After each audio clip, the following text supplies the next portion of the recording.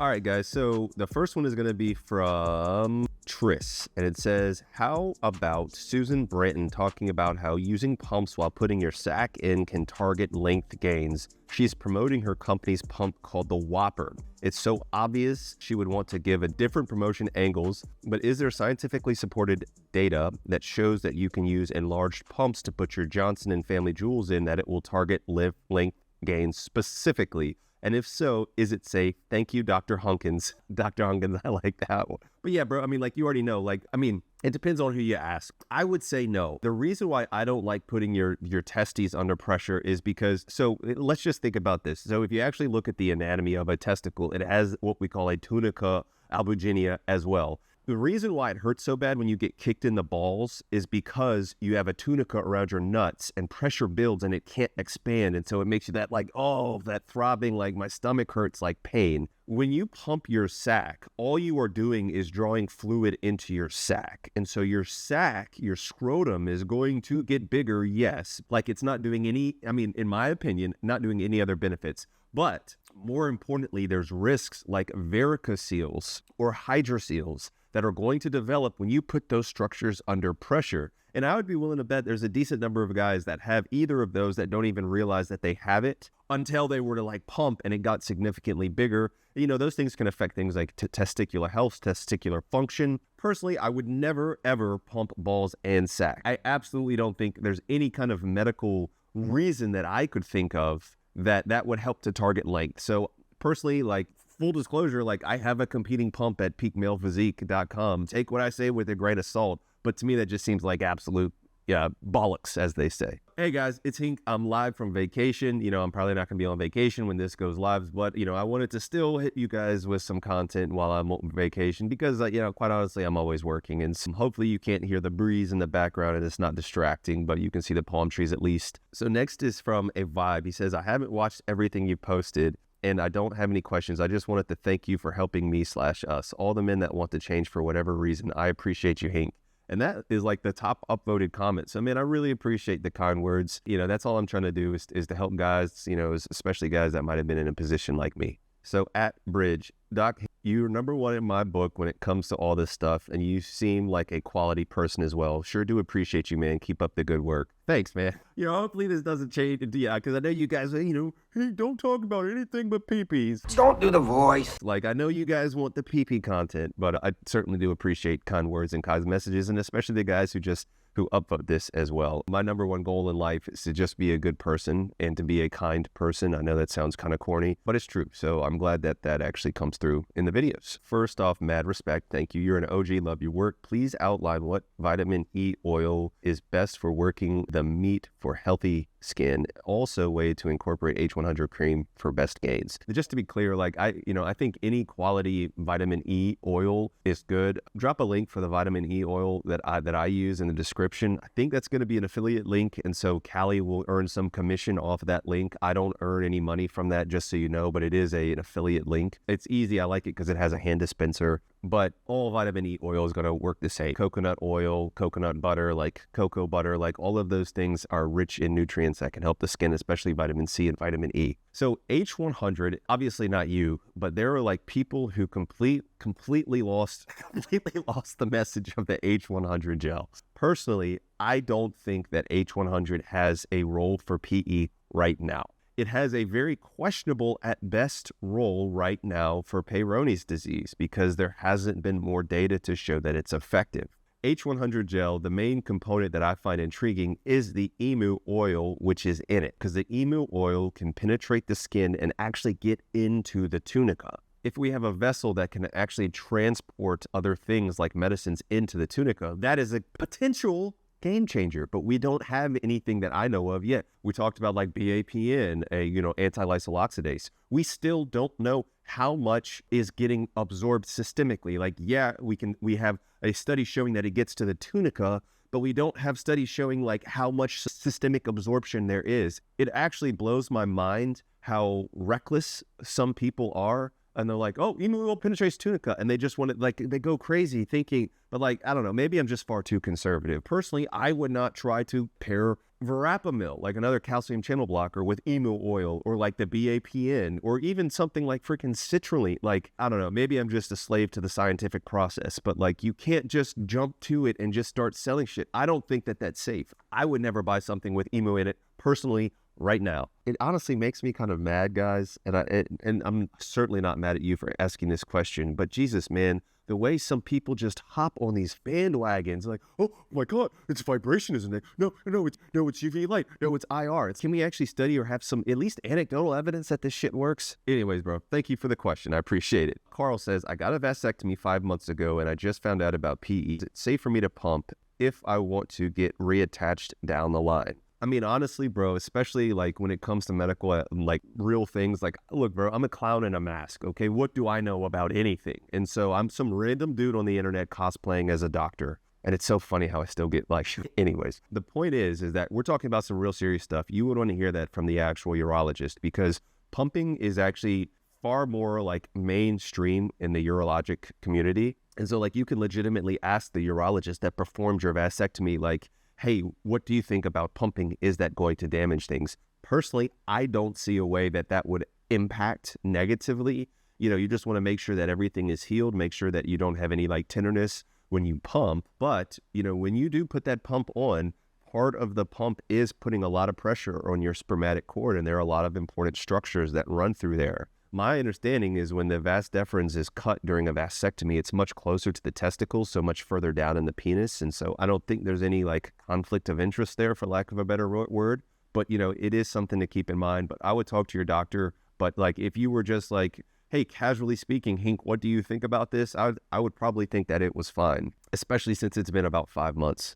So I like this one. All right, so I really like this one because he's in on the inside joke that I always say. He says, I don't know who any of these people are because I'm not a horrible person, but I really like when you call out stars. It's good to help break people of the notion that there are footlongs. You'll also never see these guys that claim they are 12 or 13 inches in a scene with like Vlad, Danny D, or Jack and Jill guy. I actually don't know who those specific people are because I'm a good person. Actually, I know who Vlad is because I'm a horrible person. But of course, I don't know who those guys are. I just know that they would break that reality. So yeah, bro, I mean, I appreciate that. I know some of you guys, you know, maybe get tired of that content when because to some extent it is a bit repetitive. But I think that like every video I make, there's new guys, I have new subscribers, there's new people that see that content. And I do believe like their mind is blown. And I still believe it takes a certain amount of you have to hear it a bunch of times before it actually like sinks in for some people.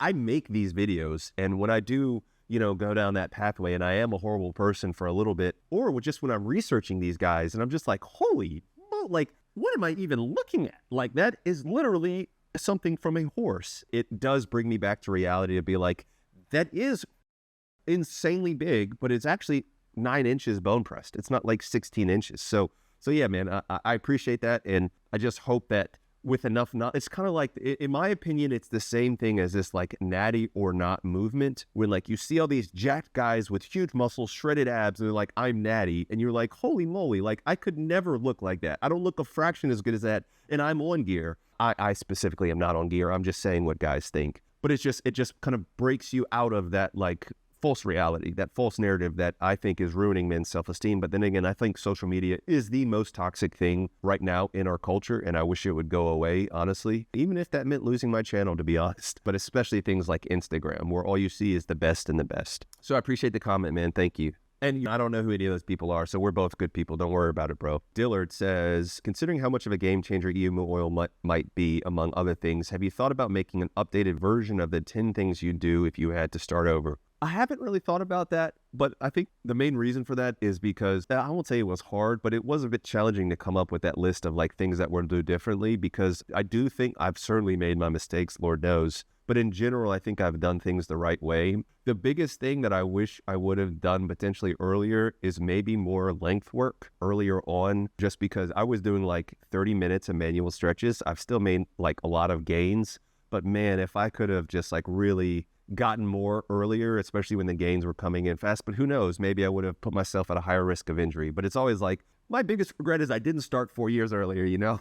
But other than that, even with emu oil, like there's a lot of like interesting stuff coming out down the line. But like I said earlier, we do not have the data to show that it's safe to even transport into your tuna. Guys, like what if literally you're like, I want to use verapamil, okay? I want to use H100, and you're doing PE, you're not doing Peyronie's correction, and you're pulling and tugging, it weakens your tunica, and you have a penile fracture as a result of using this emo oil like transmitter oil. I just don't think that guys actually think about this, and maybe because I'm an alarmist and like I actually am like very conservative in my practices and I want a safe functioning PP long term, I would not be willing to do something like that.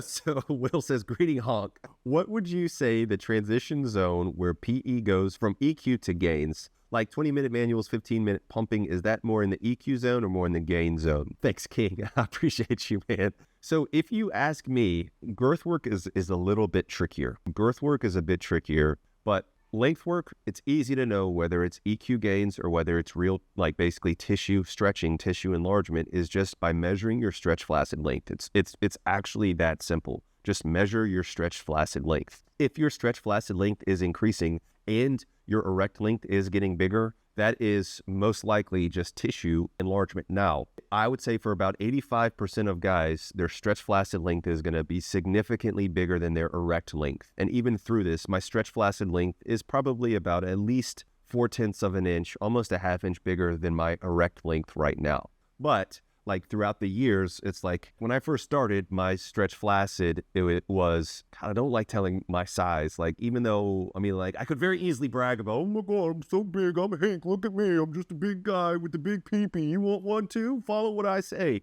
I just don't like that shit. I want you guys to form your own conclusions, and I don't want you to just think like, oh, well, Hink has a big pee-pee, so I can get a big pee-pee. But the point is, after honestly about 6 weeks of doing PE, my stretch flaccid length increased by about a half an inch in about 6 to 8 weeks. But it took me about 6 months before I actually got to that increase as far as erect size. I do think, I mean, you could even do some things like, before you start PE, get something, of course, like Vigor, a high quality, I say Vigor right here. Man, I'm not spamming you guys with products. There we go. Now I got some products in there. So you could, of course, take a high quality product like Vigor, like before you get started, and see what the difference in your actual penis size is between like your non-enhanced erection and a Vigor enhanced erection, or a very good citrulline-based supplement erection, or a Viagra erection. And that way, you can say, okay, like I know that when I have like peak EQ, that I am a quarter of an inch bigger. You would know that like when you're unenhanced, when you're not taking these things, which you should, of course, all of them, buy all of my stuffing, especially my course, but you would actually have a frame of reference that way to know that, okay, like I am getting better erections, but also you should really know what your size is, like if you're measuring depending on how good your erections are. Hopefully that answers your question. I kind of rambled a little bit. So Ingle says, Doc King, can you alternate better P extenders, male hanger and vacuum hanger throughout a week? For example, 2 times vacuum hanging and 2 times extending and 1 time hanging, etc. Do you recommend it or no?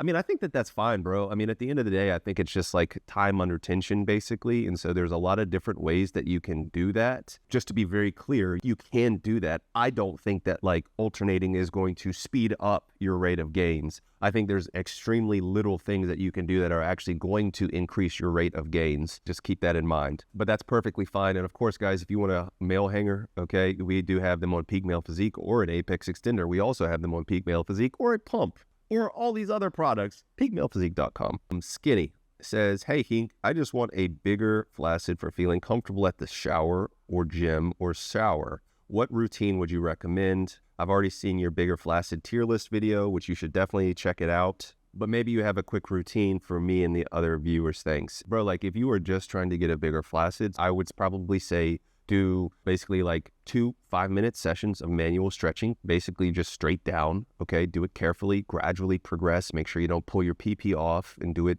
like safely. 2 5-minute sessions of that, and then I would do 3 sets of 5 minutes for a total of 15 minutes pumping, and you should have a very noticeably bigger flaccid within 6 weeks, definitely, for sure. So Blurred Username says, when using an extender, do you have to wear it 4 to 8 hours in a row, or can you wear it at different times to total the 4 to 8 hours? Thanks. So great question. I think that you definitely don't want to do like what came up in one of my recent videos, like micro sessions where you do like 20, 15-minute sessions or something like that. Or I mean, that's obviously a lot, but when you're just doing like very short intervals, I think it's very reasonable to do something like, especially if you're doing like, if you're trying to truly get to 48 hours, but do like 2 hours in the morning, 2 hours in the evening, perfectly fine. And in my opinion, not fact, I think that you could potentially expedite your gains doing that. I think it would be like very negligibly higher than doing something like 4 hours straight. Personally, I don't have data to support that, really.